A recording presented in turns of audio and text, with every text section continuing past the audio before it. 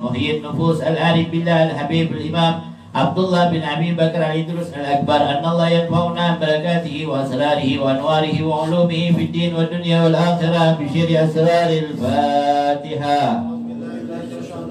بسم الله الرحمن الرحيم. الحمد لله رب العالمين الرحمن الرحيم مالك يوم الدين إياك نعبد وإياك نستعين اهدنا الصراط المستقيم صراط الذين أنعمت عليهم غير المغضوب عليهم ولا الضالين آمين. ثم إلى أرواح أولادهم الإمام قطب العدن الحبيب أبو بكر وإخوانهم الحبيب علوي والحبيب شيخ والحبيب حسين وجميع أرواح سلسلة الأندلسية وسادتنا آل بني علوي ومحبيهم أينما كانوا أرواحهم من مشارق الأرض إلى مغاربها أن الله ينفعنا من بركاتهم وأسرارهم وأنوارهم وعلومهم ونفعاتهم في الدين والدنيا والآخرة بشر أسرار الفاتحة. أعوذ بالله من الشيطان الرجيم. بسم الله الرحمن الرحيم. الحمد لله رب العالمين الرحمن الرحيم إياك نعبد وإياك نستعين اهدنا الصراط المستقيم صراط الذين أنعمت عليهم غير المغضوب عليهم ولا الضالين آمين.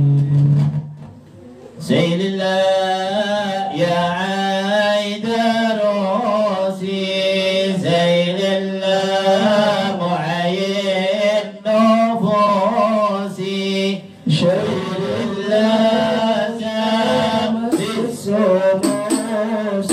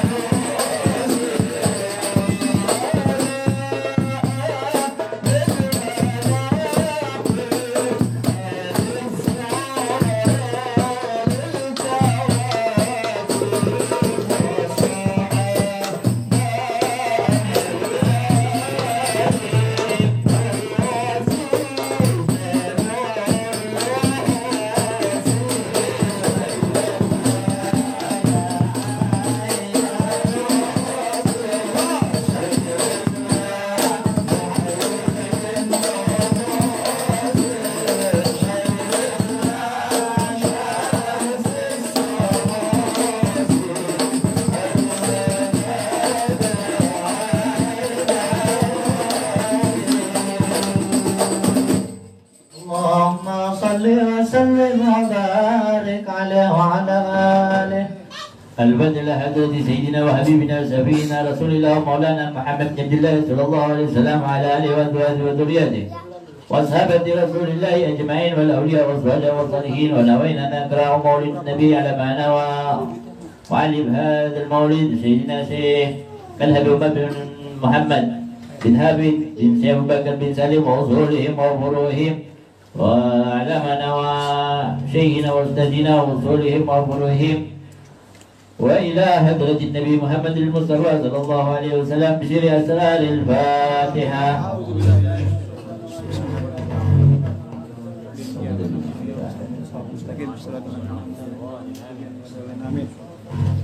أستغفر الله العظيم لي ولوالدي ولأصحاب الحقوق الواجبة علي ولجميع المسلمين والمسلمات والمؤمنين والمؤمنات الأحياء منهم والأموات. أستغفر الله العظيم لي ولوالدي ولأصحاب الحقوق الواجبة علي ولجميع المسلمين والمسلمات والمؤمنين والمؤمنات الأحياء منهم والأموات. يا رب صل على محمد يا رب صل عليه وسلم. يا رب صل على محمد يا رب صل عليه وسلم. يا رب صل على محمد حبيبك رب صل على محمد على الوراء رتبة وأرفع. يا رب صل على محمد على الوراء رتبة وأرفع. يا رب صل على محمد اسم البرايا جاها وأوسع. يا رب صل على البرايا جاها وأوسع. يا رب صل على محمد واسلك بنا ربي خير محيا. يا رب صل على محمد واسلك بنا ربي خير محيا. يا رب صل على محمد وعافنا واشفي كل موجع. يا رب صل على محمد وعافنا واشفي كل موجع. يا رب صل على محمد وأصلح القلب واعف وادفع. يا رب صل على محمد وأصلح القلب واعف وادفع. يا رب صل على محمد واكفي المعادي واصرفه وردا. يا رب صل على محمد واكفي المعادي واصرفه وردا. يا رب صل على محمد نهل في حسنك الممنى. يا رب صل على محمد نهل في حسنك الممنى. يا رب صل على محمد رب ارضى عنا رضاك الأرفع. يا رب صل على محمد رب ارضى عنا رضاك الأرفع. يا رب صل على محمد واجعل لنا في الجنان مجمع. يا رب صل على محمد واجعل لنا في الجنان مجمع. يا رب صل على محمد رافق بنا خير خلقك جمع. يا رب صل على محمد رافق بنا خير خلقك جمع. يا رب صل على محمد يا رب صل عليه وسلم. يا رب صل على محمد يا رب صل عليه وسلم. اللهم صل وسلم وبارك عليه وعلى آله. أعوذ بالله من الشيطان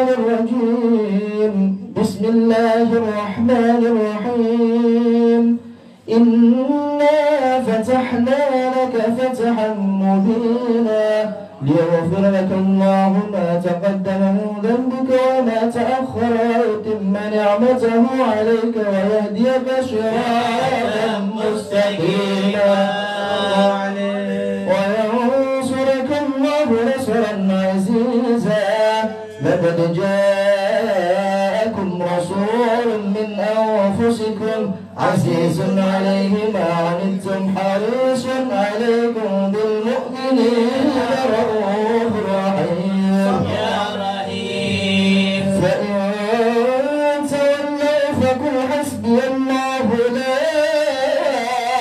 إله إلا هو عليه توكلت وهو رب العرش العظيم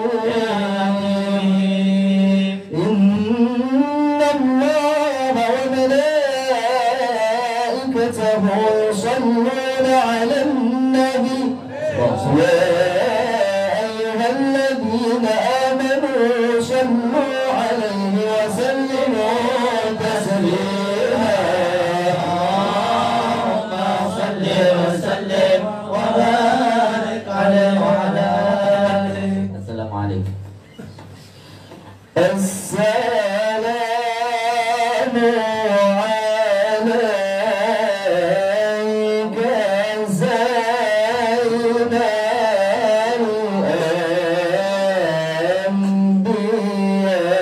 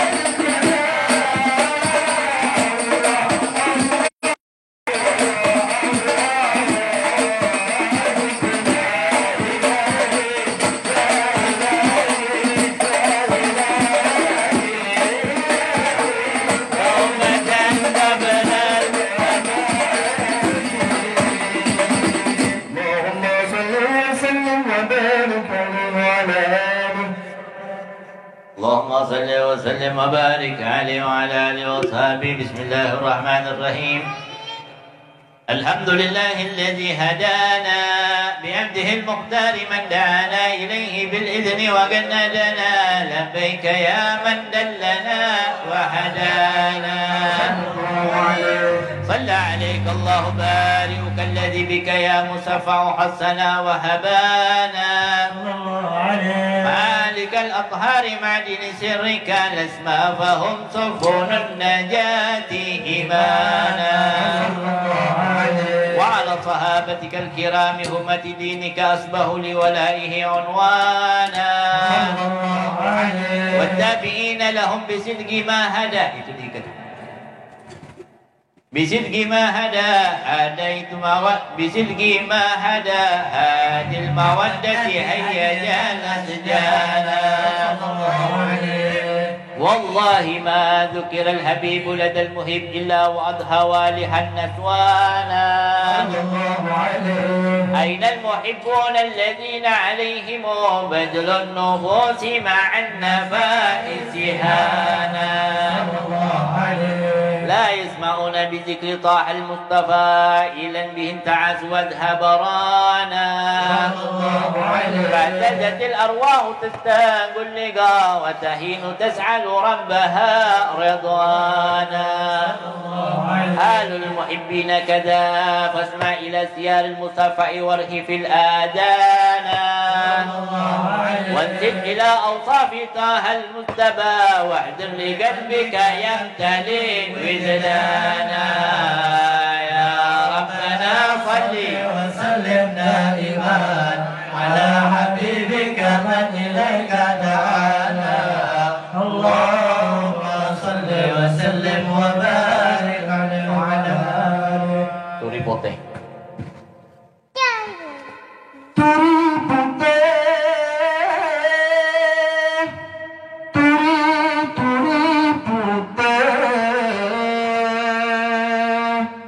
Ditandur neng kebon aku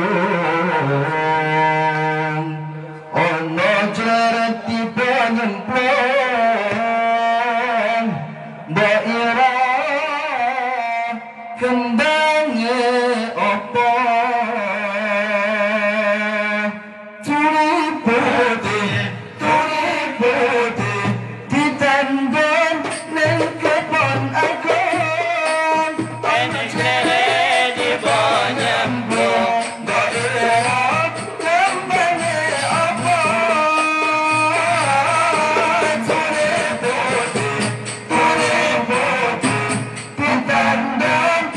you.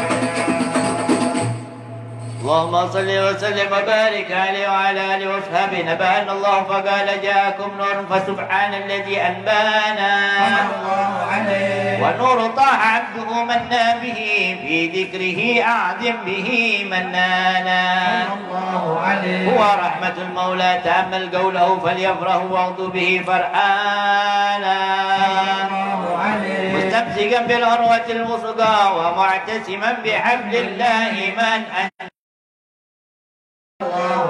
واتسع الأنوار من قيل متى كنت نبيا قال آدم كان بين التراب وبين ماء فاستفيق من غفلة عن ذا وكن إلى أسرار ربي لم يزل ينقلني بين الطوفانا شعبتين إلى أنا في خيرها حتى برود يا أنا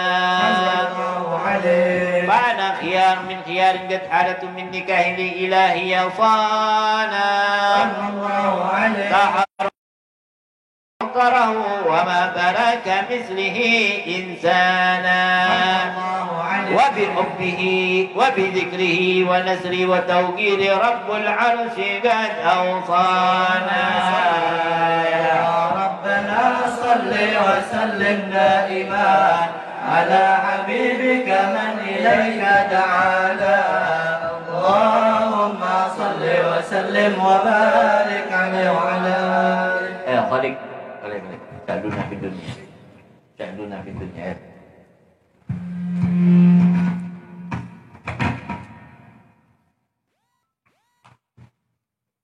شأننا في الدنيا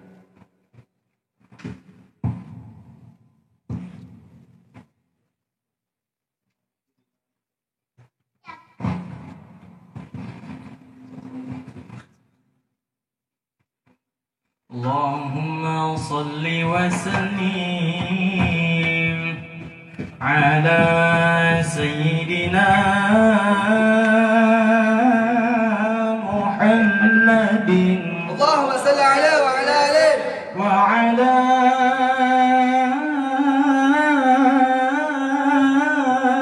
آله itu mendekatin ke dia tuh mendekatin ke dia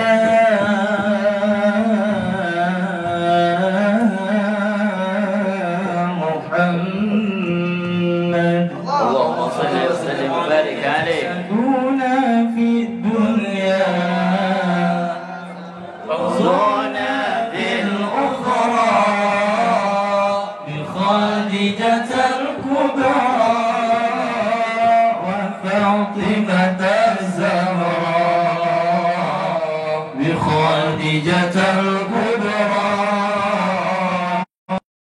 فاطمة الزهراء وسعدنا فوزنا في الأخرى خديجة الكبرى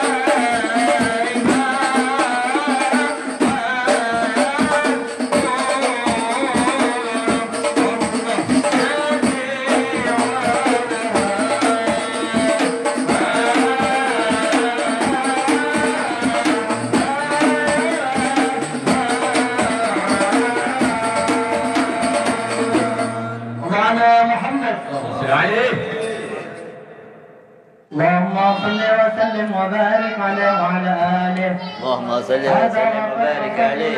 نعوته في الكتب بينها لنا تبيانا. صلى الله عليه. نبينا لما آتيتكم من حكمة إحسانا. وجاءكم رسولنا لتؤمنن وتنصرن وتصبحوا أنوانا. صلى الله عليه. بشروا أقوامهم بالمصطفى عظم بذلك رتبة ومكانا. صلى الله عليه. وإن جاء الآخر مقدم يمشنا تحت لواء من نادانا. أمة الإسلام أول شافع ومشفع قد لا أتوانا. صلى الله عليه. ترفع وسل تعطى وكل يسمع لقولك نجم فقرك بانا. صلى الله عليه. الحمد لله جل بيدي ولا أولا آتي أنا الجنانا. أحسن الخلق على الله ينا فلقد أباك الله منه حنانا. صلى الله عليه. سوف يعطيك فترضى جل بيدي معطي فقاصر أن عطاه نوحانا. صلى الله عليه. ذكرى واشف محمد كيما في حمل قلوب رانا. يا ربنا صل وسلم دائما على حبيبك من إليك دعانا. اللهم صل وسلم وبارك عليه وعلى آله. Jaga sida. اللهم صل وسلم وبارك عليه وعلى آله. حب النبي على الإنسان مفترض وحب أصحابه وحب آل بيته نور نور ببرهان.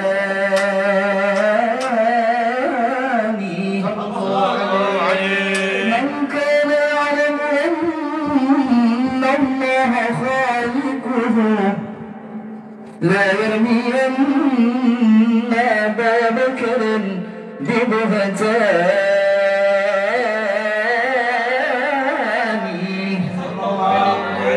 ولا أبا حفص الفارق صاحبه ولا الخليفة عثمان بن عفان. ولا عليا أبا السلطين العنفة أوصى به الله في سر وإعلان. فهم صحابة خير الخلق خصهم رب العباد. رب العباد بجنات ورضوانه. فمن أحبهم قد نال منزلة عند الإله وجازاه بإحسان. النبي صلوا عليه صلاة الله عليه. النبي صلوا عليه صلاة الله عليه.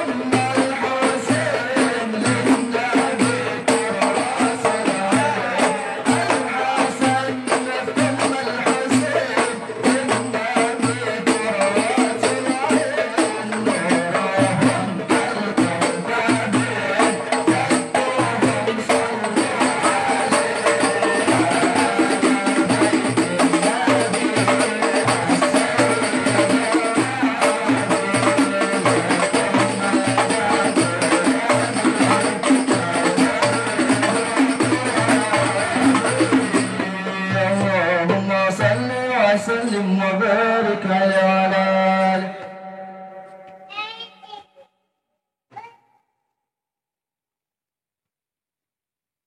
اللهم صل وسلم وبارك عليه وعلى آله.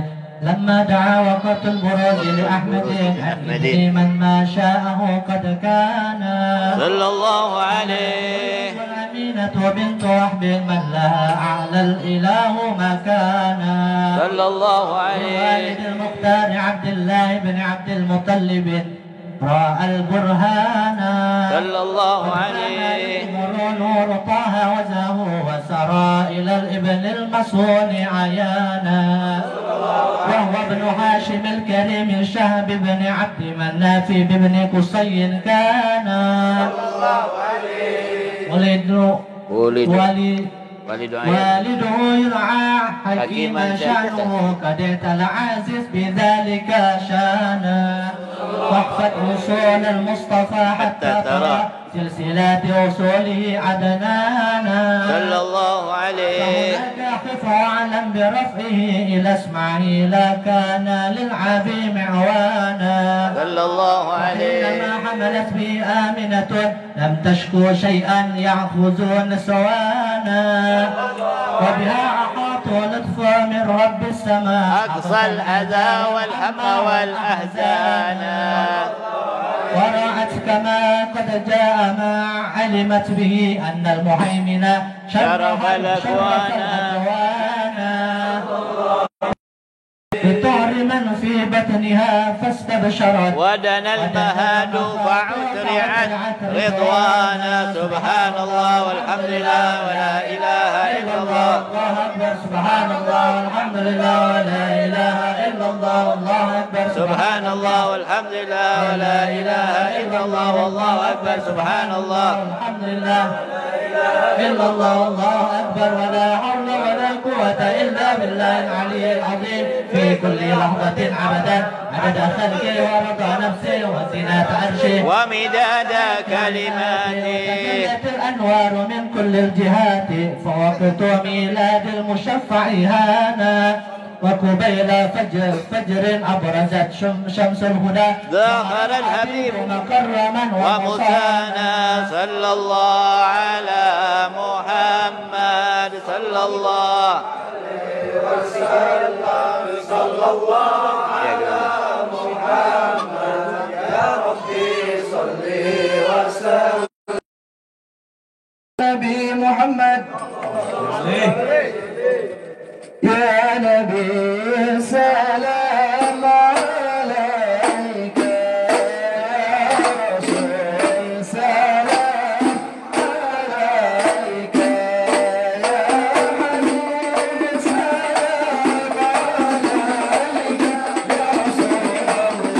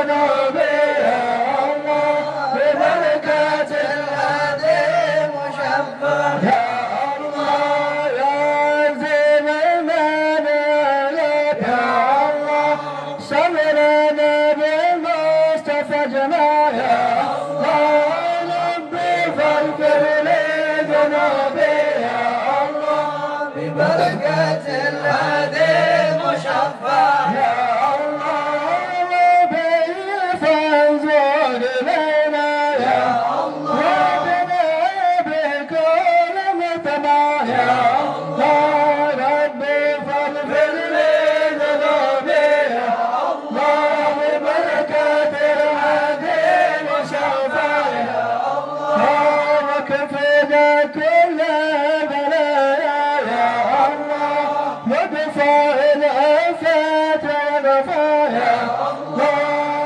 ربي فاغفر لي ذنوبي يا الله ببركة الهادي المشفع يا الله صلى الله على محمد صلى الله عليه وسلم صلى الله على محمد صلى الله عليه وسلم صلى الله على محمد صلى الله عليه وسلم حسبنا وتجدنا به حتى يهدى صلى الله على محمد صلى الله عليه وسلم ربنا رحمنا وحسنا وسنا وكبر وبركة صلى الله على محمد صلى الله عليه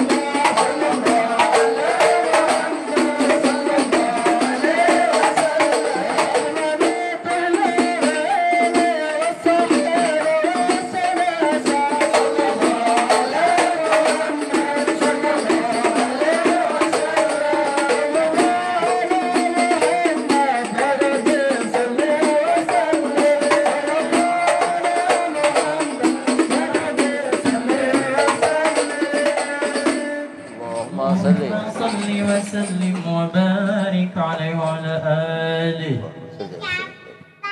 سر الفاتحة.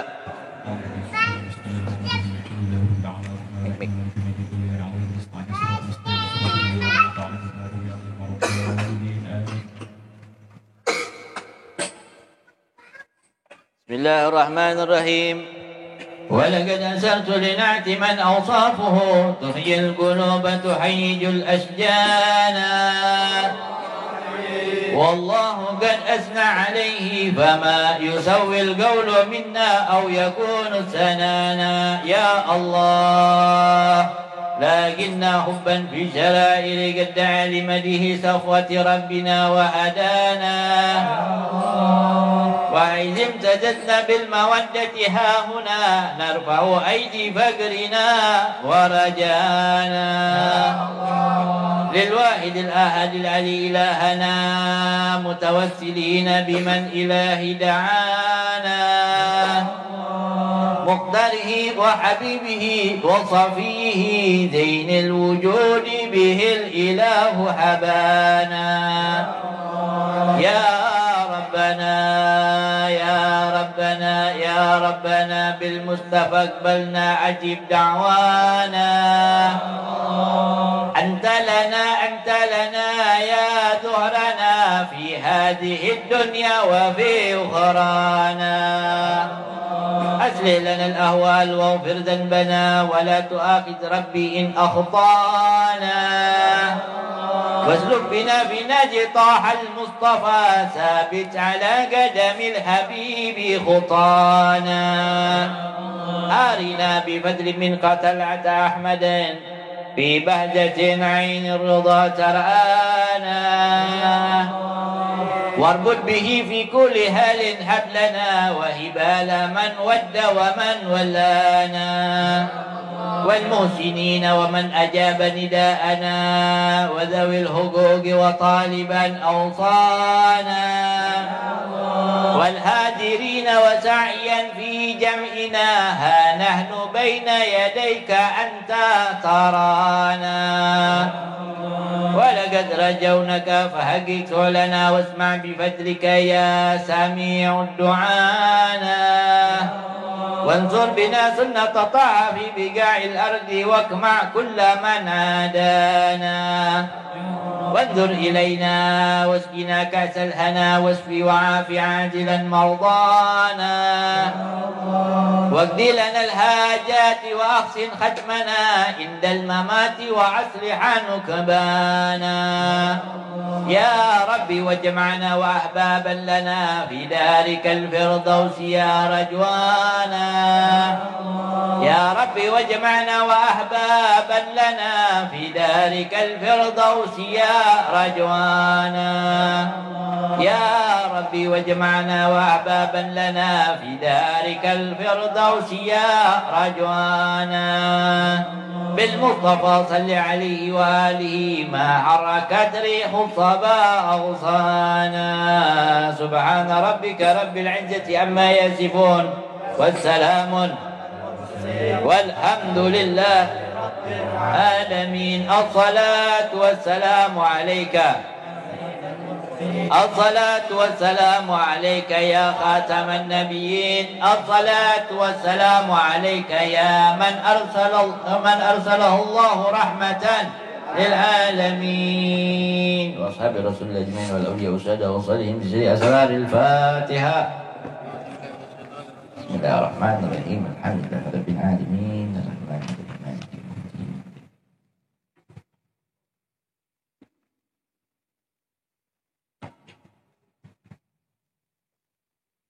بسم الله الرحمن الرحيم السلام عليكم ورحمة الله وبركاته الحمد لله الفتاح العليم الذي أرصد من اصطفاه من عباده للتعلم والتعليم وجعل العلم سباب الندى والفوز بزلفى عند المالك العظيم والصلاة والسلام على من أرسله الله حاديا إلى صراط المستقيم وعلى آله وصحبه الفائزين من صحبته واتباعه بالخلود في دار البقاء والنعيم ومن خالفه واتبع هواه وآثار دنياه على أخراه صار محنا بهزه في عذاب الجحيم وكان مذموما مدحورا مع أتباع الشيطان الرجيم فليحذر الذين يخالفون عن أمره أن تصيبهم فتنة أو يصيبهم عذاب أليم ما بعد Alhamdulillah dalam malam Sabtu ini insyaallah kita mengawali daripada majelis rutinan kita setelah lama kita istirahat. Maka insyaallah mudah-mudahan di pertemuan ini Allah Subhanahu wa taala memberikan keistiqomahan kepada kita. Amin. Allah Subhanahu wa taala senantiasa selalu memberikan ketetapan iman kepada kita sehingga di hari-hari kita senantiasa selalu menghiasinya dengan ibadah mencari keridhaan Allah Subhanahu wa taala. Amin ya rabbal alamin. Nah, pembukaan ini sedikit kita akan membuka dengan kalimat yang indah, nasihat yang sangat bermanfaat dari al-alimul alama Syekh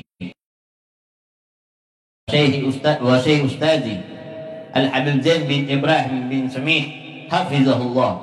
Al-Habib Zain bin Ibrahim bin Smith beliau mengatakan alhamdulillah segala puji bagi Allah Subhanahu wa taala Al-Fattahil Alim.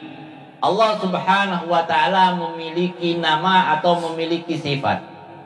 Ya, jadi asma Allah itu juga sifatnya Allah Subhanahu wa taala. Ya. Asma Allah itu juga sifatnya Allah Subhanahu wa taala.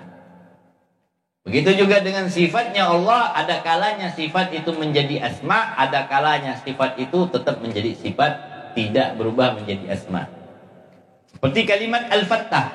Al-Fattah ini bisa menjadi sifatnya Allah Subhanahu wa taala dan juga menjadi nama Allah Subhanahu wa taala dari nama-nama yang terindah. Walillahil asmaul husna. Sesungguhnya Allah Subhanahu wa taala memiliki nama-nama yang baik. Fad'uhu biha, maka berdoalah kalian dengan nama-nama Allah tersebut. Kenapa? Karena tatkala seseorang berdoa dengan nama-nama yang baik tersebut, pasti Allah Subhanahu wa taala akan mengabulkan doanya. Makanya para ulama Para ulama mereka setiap mengawali daripada khutbahnya, daripada karangan kitabnya, mereka mengawali dengan nama Allah Subhanahu wa taala, di antaranya Bismillahirrahmanirrahim. Untuk apa? Ditabarruk. Untuk mencari keberkahan. Agar mendapatkan keberkahan yang banyak. Dia mengawali setiap aktivitasnya dengan bismillah agar apa? Agar ada cucuran keberkahan yang tidak terputus-putusnya dari Allah Subhanahu wa taala. Dan para ulama ini khawatir, takut setiap tindak tanduknya itu tidak mendapatkan keberkahan. Jadi yang mereka pikirkan di sehari-hari, ini saya kalau berbuat ini ada berkahnya apa enggak? Ada manfaatnya apa enggak? Itu yang mereka pikirkan. Nah, sehingga mereka takut dan mereka mengatakan kullu amrin, bagaimana sabda Nabi Muhammad SAW, kullu amrin zibalin la yubda'u fihi bi bismillahirrahmanirrahim wa fi raya bihamdallah wa fi riwayat bi zikrillah. Dalam riwayat ada yang mengatakan bismillah, di dalam riwayat yang lain ada yang mengatakan alhamdulillah, di dalam riwayat yang lain juga ada yang mengatakan bizikrillah, dengan berzikir kepada Allah Subhanahu wa taala. Kalau kita mengambil daripada lafaz bizikrillah, maka alhamdulillah dan bismillah ini termasuk zikrillah, termasuk zikir kepada Allah Subhanahu wa taala. Maka apabila seseorang ingin melakukan sesuatu yang dianggap baik oleh agama, zibalin, yang dianggap bagus oleh agama, la yubda'u fihi, akan tetapi tidak diawali di dalamnya bismillah, dengan kalimat bismillahirrahmanirrahim, fahuwal aqta, maka perbuatan tersebut, usaha tersebut terputus. Terputusnya maksudnya apa? Galil au naqisul barakah, sedikit atau kurang mendapatkan keberkahan. Ya. Sehingga mereka mengawali dengan bismillah agar apa? Cucuran keberkahan selalu mereka dapatkan di hari-hari mereka, di waktu-waktu mereka, di perbuatan mereka, di pekerjaan mereka, sekecil apapun mereka mengharapkan keberkahan. Al-Fattah, Allah Subhanahu wa taala memiliki nama juga Al-Fattah, dan ini juga sifatnya Allah Subhanahu wa taala, yang mana Allah Subhanahu wa taala adalah zat maha pembuka, membuka segala sesuatu. Makanya Al-Fakir mendapatkan dua zikir ini ijazah langsung dari muallif Al-Habib Zain bin Ibrahim bin Smith. Kalau kita ingin agar tidak cepat lupa, ketika tua tidak terkena penyakit pikun, maka setelah selesai sholat 5 waktu, jangan pernah tinggalkan baca Ya Fattahu Ya Alim, Ya Fattahu Ya Alim, Ya Fattahu Ya Alim sebanyak 100 kali. Sebanyak berapa?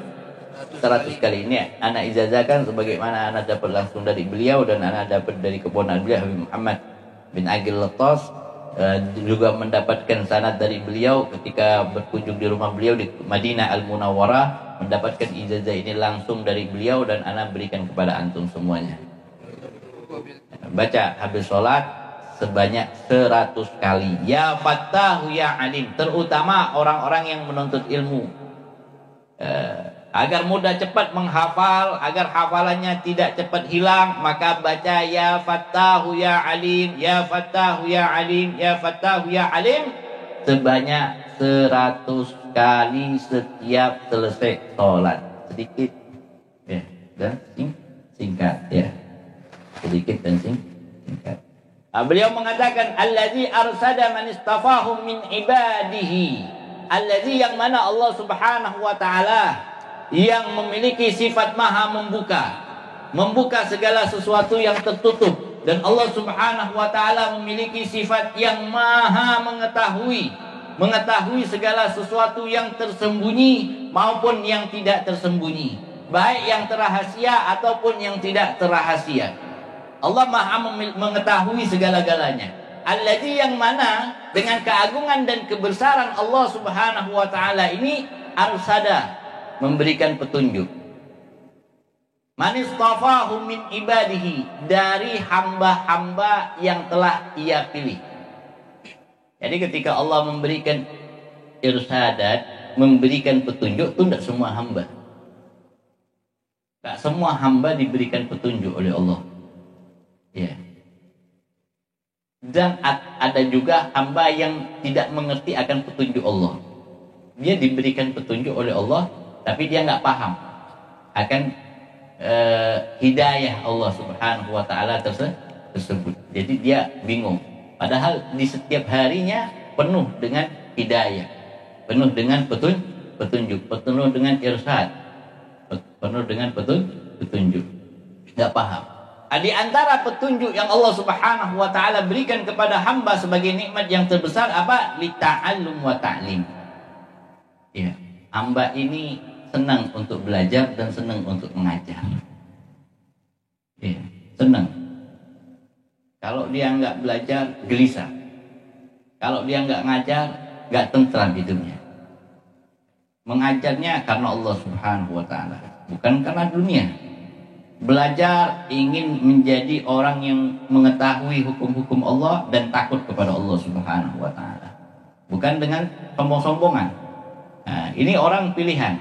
Makanya orang yang belajar itu orang pilihan. Orang yang senang ke majelis taklim itu orang pilihan. Sedih dia, ini majelis taklim kapan buka ya? Ya. Majelis sedih. Nah, bukan malah senang. Alhamdulillah gara-gara corona majelis ditutup. Alhamdulillah. Ganti dengan pacaran. Nah, majelisnya dilarang, pacaran nggak dilarang. Masya Allah, ngumpul-ngumpul di bundaran nggak ada yang negur. Nah, ya, kayak gitu nggak? Hah? Di jalan rame, di majelis nggak boleh. Wah, ini Masya Allah. Manfaat. Ya, ini orang-orang yang tidak mendapatkan petunjuk dari Allah Subhanahu wa taala. Orang yang mendapatkan petunjuk, dia rindu di tempat-tempat yang di situ mendekatkan dia dengan Allah Subhanahu wa taala. Dia rindu dengan tempat-tempat yang di situ menjadikan dia semakin cinta kepada baginda Nabi Muhammad sallallahu alaihi wasallam. Maka beliau mengatakan waja'alal ilma, dan Allah Subhanahu wa taala bagi orang yang demikian ini menjadikan ilmu, ya, menjadikan ilmu sababan najah, sebab keselamatannya. Dia menuntut ilmu untuk diamalkan. Dia mengajar ilmu untuk mencari keridhaan Allah. Maka orang ini mendapatkan sebab keselamatan daripada siksaan Allah. Wal faud bizulfa. Memperoleh kedekatan indal malikil azim, dan dia akan memperoleh kedekatan di sisi Allah Subhanahu wa taala. Wassalatu wassalam ala man arsalahu Allahu hadiyan ila siratal mustaqim. Begitu juga salawat dan salam senantiasa kita curahkan kepada manusia man arsalahu Allah, yang mana beliau diutus oleh Allah Subhanahu wa taala sebagai hadian, pemberi petunjuk ila siratul mustaqim, ke jalan yang lurus, yaitu Nabi kita Muhammad sallallahu alaihi wasallam wa ala alihi wa sahbihi. Dan juga salawat dan salam senantiasa selalu kita curahkan kepada keluarga beliau keseluruhannya dan seluruh para sahabat beliau al-faizina, yang mana mereka ini adalah orang-orang yang paling beruntung di muka bumi ini. Min sahbatihi wattibaihi bil khuludi fi daril baqa wan naim, yang mana mereka ini senantiasa selalu mengikuti baginda Nabi Muhammad sallallahu alaihi wasallam. Di dunia mengikuti baginda Nabi Muhammad sallallahu alaihi wasallam. Di dunia meneladani baginda Nabi Muhammad sallallahu alaihi wasallam, hingga nantinya mereka-mereka ini akan menjadi orang yang terdekat yang kekal bersama baginda Nabi Muhammad sallallahu alaihi wasallam di negara yang kekal wan naim, dan di dalam tempat yang penuh kenikmatan, yaitu surganya Allah Subhanahu wa taala. Ini orang yang kalau dia ngikut Nabi, dia ikut keluarga Nabi, dia cinta keluarga Nabi, dia cinta sahabat-sahabat Nabi, mengikuti meneladani sahabat-sahabat Nabi, mengikuti meneladani keluarga Nabi, dia akan mendapatkan keselamatan dan dijamin surga oleh Allah Subhanahu wa taala. Tapi sebaliknya, waman taba waman khalafahu, barang siapa yang bertentangan dengannya, bertentangan dengan keluarga Nabi, bertentangan dengan sahabat-sahabat Nabi Muhammad sallallahu alaihi wasallam, awat taba hawahu, dan mengikuti hawa nafsunya, wa asara dunyahu, dan mengutamakan dunianya, ala ukhrahu, dibandingkan dengan akhiratnya, sara, maka orang ini akan menjadi muhanan. Apa muhanan? Orang yang paling hina. Mengikuti hawa nafsu, selalu menyibukkan dirinya dengan dunia, dibandingkan hadir majelis taklim lebih baik, saya santai-santai aja sudah, ngapain majelis taklim. Maka orang ini muhanan. Orang ini hina, dina. Nah, itu muhanan. Hina dan dina. Bi'izi. Bukan hanya hina, bahkan nanti kelak mereka ini akan dihinakan oleh Allah Subhanahu wa taala. Akan dihinakan oleh Allah Subhanahu wa taala fi azab jahim. Dengan cara apa Allah menghinakannya? Dengan memasukkan mereka ke dalam azab yang sangat pedih, yaitu nerakanya Allah Subhanahu wa taala. Wa kana madmuman madhura. Enggak hanya sampai di situ. Orang yang demikian ini, katanya Al-Habib Zain bin Ibrahim bin Zamid, nanti di akhirat dia akan madmuman madhura. Mereka akan terusir dalam keadaan hina dina. Ma'atba'i syaitan, dan nanti kelak akan dikumpulkan bersama orang-orang yang mengikuti syaitan. Syaitan ini diusir dari surganya Allah dalam keadaan hina dina, terusir. Jadi orang yang demikian ini menghayal surga, nggak bakalan dapat surga, terusir dari surganya Allah dalam keadaan hina dan dina. Kama qala Allah Ta'ala di dalam Al-Quran, Allah Subhanahu wa Ta'ala berfirman, "Falyahdharil ladzina yukhalifuna an amrihi." Maka berhati-hatilah dengan orang-orang yang mereka itu berpaling daripada perintahnya Allah, menentang akan perintahnya Allah Subhanahu wa Ta'ala, tusibahum fitnatun aw yusibahum adzabun alim. Maka Allah Subhanahu wa Ta'ala akan menimpakan kepada mereka azab yang ini, corona, bencana, musibah, malapetaka. Ini sebab kita lalai sama Allah, kita banyak maksiat. Akhirnya sebelum kita diazab di akhirat, kita diazab dulu di dunia oleh Allah Subhanahu wa Ta'ala. Yusibahum adzabun, dan Allah akan menimpakan kepada mereka nanti di akhirat. Jadi kalau kita mau selamat dari musibah dunia ini, dekatkan diri kepada Allah Subhanahu wa Ta'ala. Kalau mau selamat dari segala malapetaka, dekatkan diri kepada Allah. Ittaqullah, bertakwa kepada Allah Subhanahu wa Ta'ala, maka pasti Allah Subhanahu wa Ta'ala akan selamatkan kita. Amma ba'd, fa'lam, beliau mengatakan, Allah tabaraka wa ta'ala wa innama khalaqal halqa liya'rifuhu wa ya'buduhu wa miftahul ma'rifah wal ibad wal ilm wa la yakunu al ilmu illa bitta'allum. Maka aku ciptakan manusia untuk mengenalku. Makanya Habib Zain mengatakan apa? Beliau mengatakan bahwa sesungguhnya hakikatnya Allah menciptakan manusia ini untuk mengenal Allah Subhanahu wa Ta'ala. Kalau dia sudah mengenal Allah Subhanahu wa Ta'ala wa ya'buduhu, dan diciptakan dia tahu hakikat penciptaannya, bukan hanya untuk sekedar mengenal Allah, tetapi juga untuk menyembah Allah Subhanahu wa Ta'ala. Maka beliau mengatakan wa miftahul ma'rifah. Adapun kunci seseorang itu sampai kepada ilmu ma'rifat, pengenalan diri kepada Allah Subhanahu wa Ta'ala, bukan dengan cara mengikut-ikut orang yang tidak memiliki ilmu. Sehingga apa? Belajar ma'rifat meninggalkan syariat. Ente Saya perhatikan. Ada orang yang dia belajar ma'rifat, lalu dia meninggalkan syariat, cek sanad keguruannya, pasti terputus. Orang itu belajar kepada guru yang tidak memiliki guru. Sehingga apa? Ilmunya nggak benar.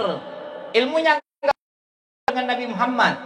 Walaupun dia ini memuji Nabi, walaupun dia bungkusi kesesatannya ini dengan sholawat, walaupun dia bungkusi kesesatannya ini dengan membaca maulid Nabi, walaupun dia bungkusi kesesatannya ini dengan merayakan maulid Nabi, walaupun dia bungkus kesesatannya ini dengan mengadakan hol-hol para aulia Allah, para wali-wali Allah, ketahuilah sanad keilmuannya pasti terputus. Pasti terputus. Kenapa? Karena sudah tahu ini ajaran sesat. Nggak ada ulama ahli ma'rifat mengajarkan sesat, meninggalkan syariat, itu nggak ada. Secara logika itu sudah nggak mungkin. Secara logika sudah mustahil. Ya, zaman sekarang kan banyak. Zaman sekarang banyak.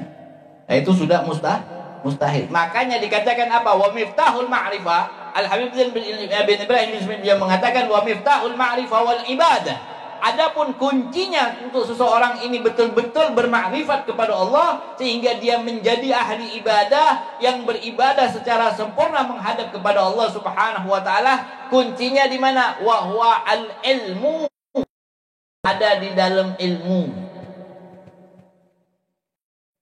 Belajar. Nah, sehingga ketika dia bermakrifat semakin dekat, semakin takut kepada Allah. Innama yahsyallah min ibadihil ulama. Yang takut kepada Allah, yang mengenal Allah.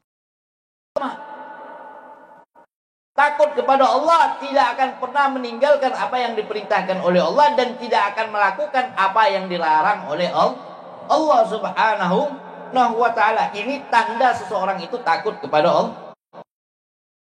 Ilmu illa bita'allum, maka seseorang tidak memiliki ilmu terkecuali dengan cara mempelajarinya, yaitu belajar.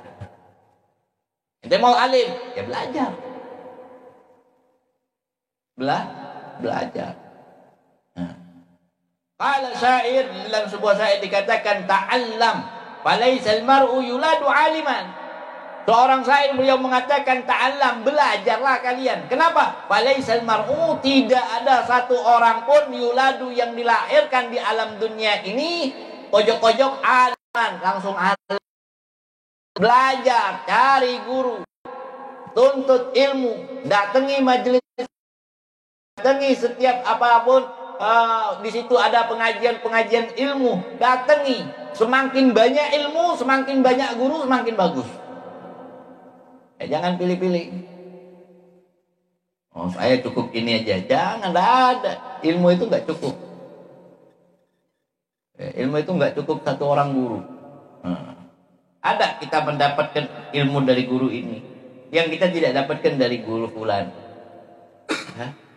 Sehingga apa? Antara guru dengan guru itu saling melengkapi satu dengan yang lain sehingga ilmu kita sempurna. Kalau kita hanya berpatok kepada satu guru, akhirnya ketika guru mendapatkan satu perbedaan pendapat dengan pendapat dari orang guru-guru yang lain, kita bingung. Zaman sekarang kan gitu. Jangan mengikuti pemahaman Wahabi Salafi yang kadang-kadang dia ini terlalu fanatik pada gurunya, fanatiknya buta. Akhirnya sesat tetapi tidak mau dianggap sesat. Enggak, saya enggak mau berpendapat terkecuali dengan Syekh fulan. Hati-hati di dalam ijtihad. Jadi jangan hanya berpatok kepada satu guru. Ya. Dan jangan memuji gurumu di depan guru-guru yang lain. Itu adabnya murid. Jangan kau puji si fulan di depan si fulan, jangan. Jangan kau puji si A, jangan kau puji saya di depan Habib Hasan, Habib Muhammad, Habib Hasan. Itu enggak punya adab. Puji orang lain, itu enggak masalah. Tapi kalau kau puji gurumu, di depan orang lain itu terkadang menyinggung perasaannya. Walau kita anggap itu suatu perbuatan baik, tetapi itu kurang adab gitu. Akhirnya orang merasa, oh berarti guru saya ini nggak sehebat guru kamu dong. Nah, jangan, tidak baik. Jangan. Nah, kita harus beradab. Ada tempat-tempatnya. Kita memuji guru kita, mengagungkan guru kita, mengistimewakan guru kita, menspesialkan guru kita. Paham ya? Kadang-kadang zaman sekarang ini zaman lebay. Orang banyak lebay. Ya, banyak lebay. Ya.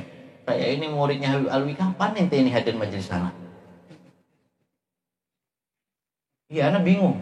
Anak muridnya Habib Alwi. Oh, ketemunya di acara maulid sudah ngaku murid anak. Nggak menuntut ilmu nggak pernah, belajar sama anak nggak pernah, hikmat sama anak nggak pernah. Hah? Ya enggak? Muridnya Habib Alwi. Oh, anak muridnya Habib Alwi. Kapan ente ini belajar sama anak? Kapan? Jadi kalau ada orang bilang anak muridnya Habib Alwi, ente belajarnya kapan sama Habib Alwi? Oh enggak, anak ketemu. Ente bukan murid, ente temannya Habib Alwi. Ente temannya anak. Bagus gitu, teman. Ya. Teman. Nah, ini yang bisa kadang-kadang salah paham orang, salah kaprah. Ente belajar sama anak, duduk di majelis malam Sabtu.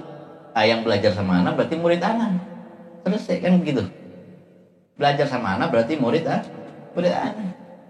Yang nggak pernah belajar sama anak nggak ngaku dia murid, nggak kapan dia belajar sama anak. Kalau hanya dengar ceramah anak langsung jadi murid, maka hampir seluruh Indonesia ini murid anak semua. Banyak banget. Yeah.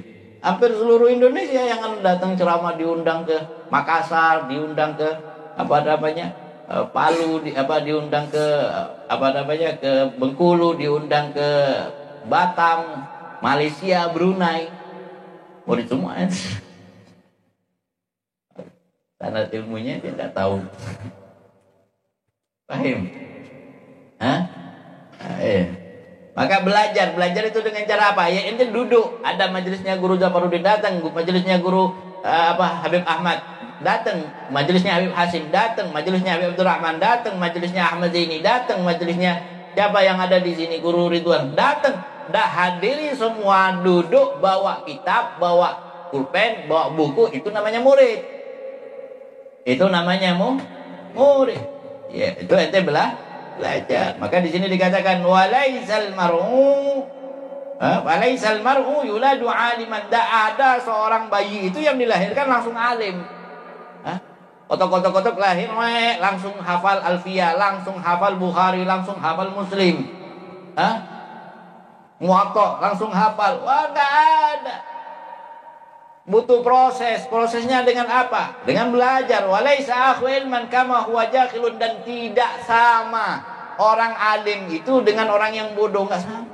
Saudaramu ini alim, ada saudaramu yang bodoh, beda, derajatnya pun beda. Derajatnya beda. Maka di sini dikatakan wa in kabiral qaum la ilma indahu. Walaupun seandainya ada seseorang itu yang kelompoknya ini termulia, sehingga dia ini berasal dari keturunan yang mulia, dari kelompok yang mulia, dari suatu kabilah yang besar, yang dihormati, la ilma indahu, tetapi enggak memiliki ilmu, saghirun, maka orang ini menjadi kecil, idzan tafat alaihi makhafilu, apabila terdapat perbedaan di antara mereka. Mereka tidak punya ilmu, orang besar jadi kecil, orang yang dianggap mulia jadi hina tanpa ilmu. Maka belajarlah ilmu. Apalagi kita ini berada di zaman fitnah, para ulama sudah meninggal, subhanahu wa ta'ala. Di tahun-tahun ini, beberapa bulan ini, dari Ramadan sampai sekarang udah hampir ratusan ulama yang meninggalkan kita. Ini tanda akhir zaman. Ulama-ulama yang wara, mufti, alim, abid, jahid, juhud fisabilillah, juhud di dunia, Mereka orang-orang yang sofi, wali, ya orang-orang besar, baik di Indonesia maupun di Hadramut, hampir setiap hari meninggal dunia. Tadi seorang mufti bersamaan dengan Habib Nur Rahman, seorang mufti di Hadramut meninggal dunia. Ini akhir zaman. Jadi jangan ente sia-siakan waktu di akhir-akhir ini. Jangan sampai nanti kita menyesal. Udah nggak ada ulama. Nanti ya semakin hari ulama semakin diangkat oleh Allah. Akhir zaman nggak ada ulama. Orang bodoh dijadikan orang alim nanti. Orang bodoh jadi orang alim. Tidak ada orang alim lagi. Nah, selama masih ada ulama, selama masih ada tuan-tuan guru, dekati, hadiri majelis-majelis mereka. Raup sebanyak-banyaknya ilmu mereka untuk bermanfaat. Mungkin ini yang dapat Anda sampaikan, kurang lebihnya mohon maaf. Assalamualaikum warahmatullahi wabarakatuh. Ya Rabbana tarafna bi annana tarafna wa annana asrafna Allah asrafna fatub alaina tauba tabsil bi kulli hawba wastur lana al-awrati wa anil ar-rahati waghfir li walidina rabbi wa mauludina wal ahli wal ikhwani والسائر الخلال وكل ذي محبة أو جيرة أو صحبة لمن أجمع من رب أسمع فضلا وجودا منا لا باكتساب المنة بالمصطفى الرسول لحظة بكل صلى وسلم ربي عليه عد الحب وآله وصحبه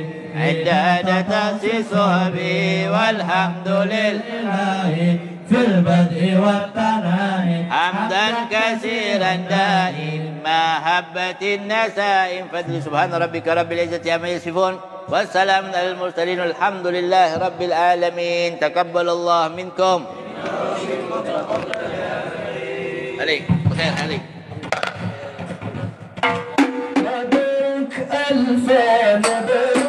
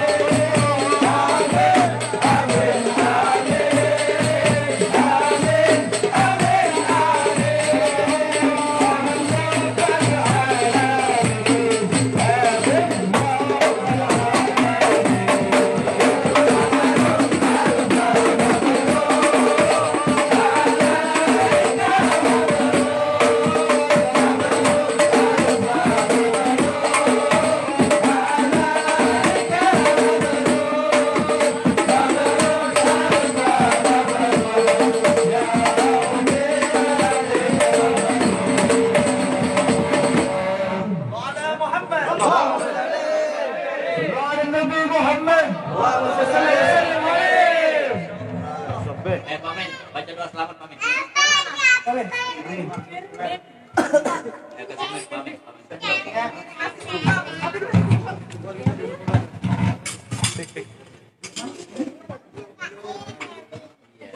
Kita baca doa dulu ya. Al-Fatihah.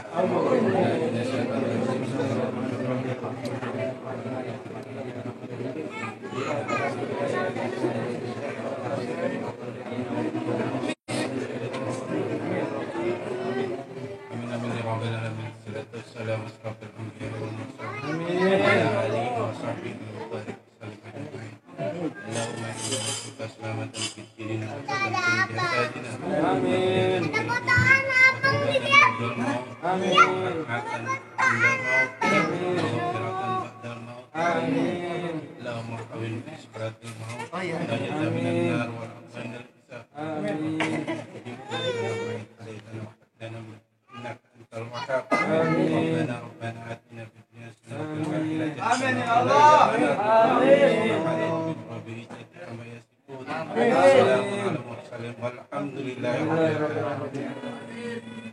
Ada yang ulang tahun ya? Pas datang nih Bibi ya. Masya Allah. Anak nggak tahu.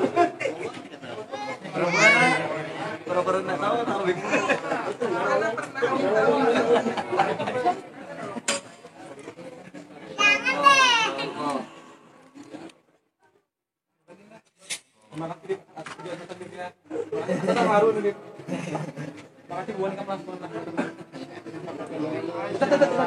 والله على محمد الله على سيدنا محمد. Selamat jalan, Jali, selamat jalan.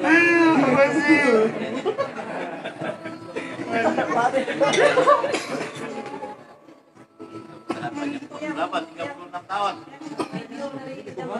Oh, Masya Allah. Nyaringin tuh dari Nyaringin. Muhammad. 36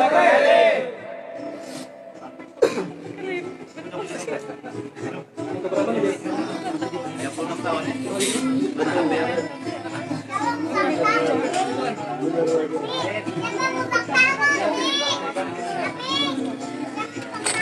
Siapa ulang tahun?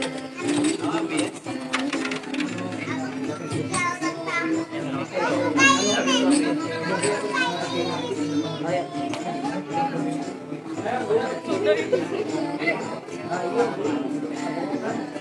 Siapa bikin video itu?